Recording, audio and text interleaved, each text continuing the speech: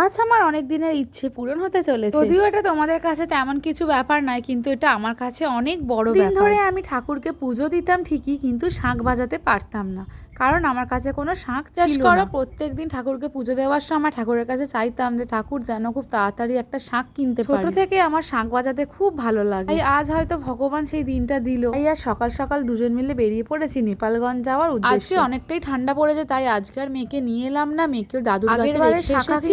গিয়ে তখন তোমাদের দেখিয়েছিলাম যে ওখানে কত সুন্দর সুন্দর শাঁখ পাওয়া যায়, তাই আজ ওই দোকান দিয়েই কিনে নেব। আমারও শরীরটা ভালো না, প্রচন্ড ঠান্ডা লেগেছে, তার উপরে আজকে জম্পেশ করে মাথায় তেল দিয়ে স্নান করে বাইকের হাওয়াতে আমার প্রচন্ড ঠান্ডা লাগছে।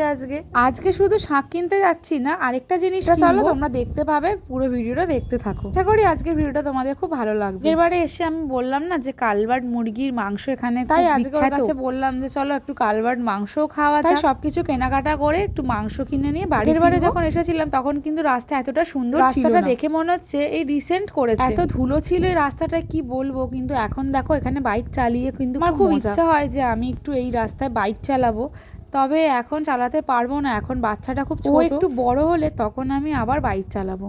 নেপালগঞ্জ ছেড়ে আর একটু ভিতর দিকে যাচ্ছিলাম মাংস আনতে। আর এখানে দেখো খ্রিস্টান পাড়া, এখানে দেখো কত সুন্দর বড়দিনে সাজিয়েছে।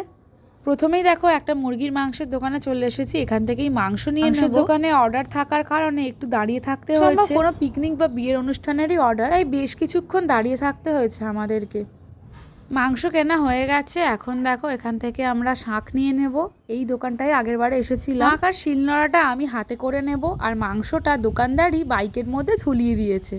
অনেকে হয়তো দেখে ভাববে যে আগে মাংস নিয়ে তারপর ওই হাতে এসে আবার দোকানে এসে শাঁখ নিতে, না না, আগে শাঁখটাই কিনতাম, কিন্তু শাঁখের দোকান বন্ধ থাকার কারণে আগে মাংসটা নিতে যেতে হয়েছে। সে অনেক রকমের শাঁখ দেখলাম, অনেক রকমের শাঁখ পছন্দও হলো। শাঁখগুলো দাম অনুযায়ী সাইজে বড় ছোট ছিল, আর আওয়াজটাও একটু অন্যরকম ছিল। এই যে লাস্টের শাঁখটা যেটা বাজাচ্ছি, এই শাঁখটাই পছন্দ করে নিলাম। এখন দেখো ও একটু ট্রাই করছে, কারণ আমি অনেক সময় থাকি না, তখন ওকে সন্ধ্যা দিতে হয়, ও একবার ট্রাই করে নিল। শাঁখ কেনা হয়ে গেছে, এখন চলে এসেছি শিলনোড়ার দোকানে। এখানে দু রকমের শিলনোড়া আছে। বললাম না যে আরো কিছু জিনিস কিনবো, তো দেখো এখান থেকে সংসারের জন্য একটা ছোট্ট শিলনোড়া নিয়ে একটু মশলা বাটতে খুব অসুবিধা, সবসময় মিক্সার গ্রাইন্ডার বের করতেও ভালো লাগে না, তাই দেখো এখানে বেলে পাথরের আর এমনি পাথরের শিলনোড়া আছে। তো আমরা এমনি পাথরের শিলনোড়াটাই নিয়ে নিলাম। তিল তো নেওয়া হয়ে গেল, এখন নড়াও নিয়ে নিলাম। দোকানদার বলছিল বেলে পাথরেরটা নিতে, কিন্তু অন্য খরিদ্দার ছিল, সে বললো না এমনি পাথরেরটাই না। এখন দেখো আমাকে নামিয়ে দিয়ে মেয়েকে আনতে গেছে, আরো কিছু বাজার আছে করার, সেগুলো করে নিয়েও আসছে। আর আমি এখন দেখো শিলনোড়াটাকে নিজের কোলে করে বাচ্চাদের মতো নিয়ে